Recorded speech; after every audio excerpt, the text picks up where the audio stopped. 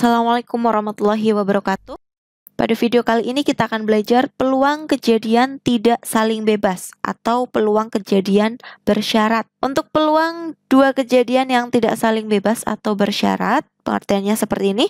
Ya, kejadian A dan kejadian B dikatakan tidak saling bebas jika munculnya kejadian A memengaruhi terjadinya kejadian B maupun sebaliknya ya. Munculnya kejadian B juga memengaruhi terjadinya kejadian A.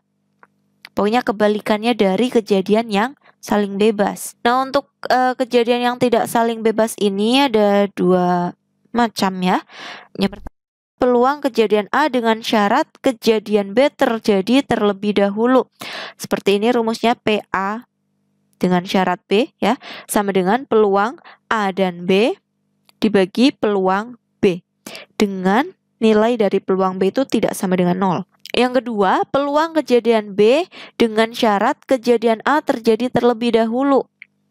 Nah, PB ya, peluang kejadian B dengan syarat A itu sama dengan peluang kejadian A dan B dibagi dengan peluang kejadian A. Dengan peluang A itu tidak sama dengan 0. Kita ke contoh soal. Contoh soal yang pertama, sebuah kotak berisi 4 bola hitam dan 2 bola kuning. Dari kotak diambil 2 bola satu persatu. Jika bola pertama yang telah terambil tidak dikembalikan ke kotak, hati-hati ya, hitunglah peluang terambil bola hitam lalu bola kuning. Ya, jadi di dalam kotak itu ada 4 bola hitam dan 2 bola kuning gitu kan. Akan diambil nih satu persatu. Pengambilan pertama diminta untuk 1 bola hitam gitu ya. Kemudian untuk pengambilan yang kedua 1 bola kuning. Di sini saya misalkan A itu adalah kejadian pengambilan pertama, kita peroleh 1 bola hitam. Sehingga banyaknya kejadian A ada berapa? Banyaknya bola hitam ada 4 ya. Kemudian NS-nya, ruang sampelnya, total bolanya ada berapa yang bisa dipilih? Ada 6. Kemudian saya misalkan lagi B adalah kejadian pengambilan kedua, kita peroleh 1 bola kuning. Banyaknya kejadian B ada berapa? Total bola kuningnya ada 2 ya. Kemudian NS-nya ada berapa? Nah, karena tadi pengambilan pertama sudah diperoleh 1 bola ya, sudah diambil 1 bola, sehingga yang tersedia itu berkurang 1 karena di sini tidak dikembalikan gitu ya. NS-nya berkurang 1 menjadi 5 saja. Nah, sekarang kita cari nih peluang dari A dan B itu ada berapa? Bisa kita cari nih dengan cara peluang kejadian A kita kalikan dengan peluang kejadian B dengan syarat kejadian A terjadi terlebih dahulu. Untuk kasus ini, kejadian B ini bisa terjadi dengan syarat kejadian A harus sudah terjadi terlebih dahulu, gitu kan? Nah, makanya di sini peluang B dengan syarat A itu. Peluang A-nya berapa? Ya, NA per NS nih. Kemudian peluang B dengan syarat A berapa? Itu NB per NS ya. NA-nya 4, NS-nya 6. Kemudian NB-nya di sini ada 2 dan NS-nya ada 5. Bisa kita sederhanakan ya, 2 coret dengan 6, 3 sehingga kita peroleh 4 per 15. Oke, inilah nilai dari peluang kejadian A dan B. Oke, untuk contoh yang kedua, pada pemilihan ketua RT terdapat 7 calon laki-laki di mana 4 diantaranya masih aktif bekerja dan 3 sudah pensiun.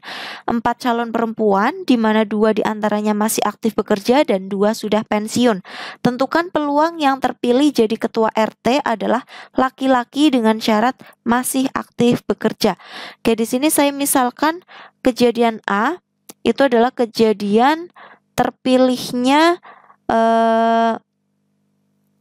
yang masih aktif bekerja. Sehingga NA-nya ada berapa nih yang masih aktif bekerja? Ada 4 ditambah 2 ya. Yaitu 6. Kemudian saya misalkan lagi B adalah kejadian terpilihnya dia laki-laki. NB-nya ada berapa? Total laki-lakinya ada 7. Nah, kemudian apakah dua kejadian ini saling beririsan? Coba A irisan B. Ya, artinya apa? Apakah ada laki-laki yang masih aktif bekerja? Oke, kan ada ya, sehingga NA irisan B-nya ada berapa? Oh, ternyata ada 4 nih. Tuh. Kemudian apalagi yang belum ada? ONS. Kita cari NS. NS berarti total dari calonnya yaitu ada 7 ditambah 4 itu 11. Kemudian yang ditanyakan apa sih? Peluang terpilihnya laki-laki, ya. Laki-laki yaitu B dengan syarat. Nah, syaratnya masih aktif bekerja yaitu A. Sehingga di sini sama dengan peluang A irisan B kita bagi dengan peluang dari A. Itu kan? Peluang A irisan B berarti NA irisan B yaitu 4 kita bagi dengan NS 11. Kemudian peluang dari A yaitu NA 6 ya. Kita bagi dengan NS. NS-nya 11 juga. Oke, sehingga ini bisa coret seperti ini ya. Kita peroleh 4/6. Atau bisa disederhanakan yaitu 2/3. Seperti itu untuk contoh yang kedua. Kita ke contoh yang ketiga. Dari setumpuk kartu bridge yang terdiri atas 52 kartu, diambil sebuah kartu secara acak. Tentukan peluang munculnya kartu wajib dan syarat kartu Jack, Queen, dan King terpilih. Di sini saya misalkan A. A adalah kejadian munculnya kartu wajib, di mana NA-nya berarti ada berapa nih?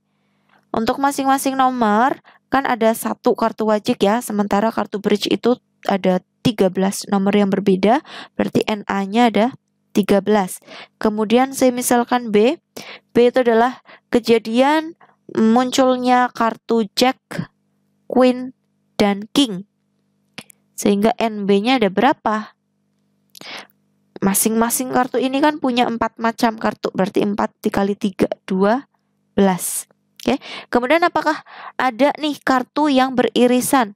Ya, artinya apa? Artinya apakah ada kartu Jack, Queen, dan King wajib? Nah, kan ada nih.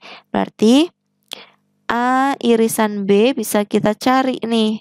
Ada berapa?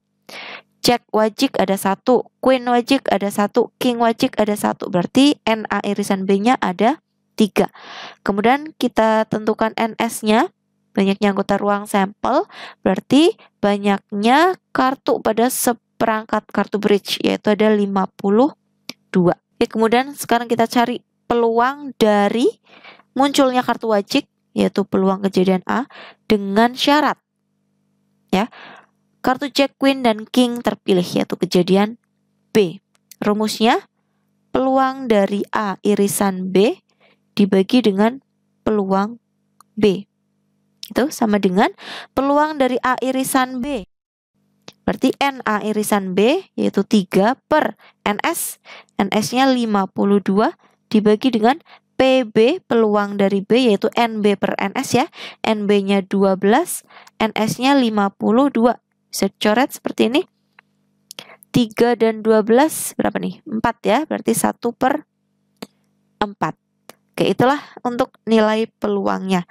Oke, sekian untuk video kali ini. Semoga bermanfaat dan sampai jumpa di video berikutnya. Wassalamualaikum warahmatullahi wabarakatuh.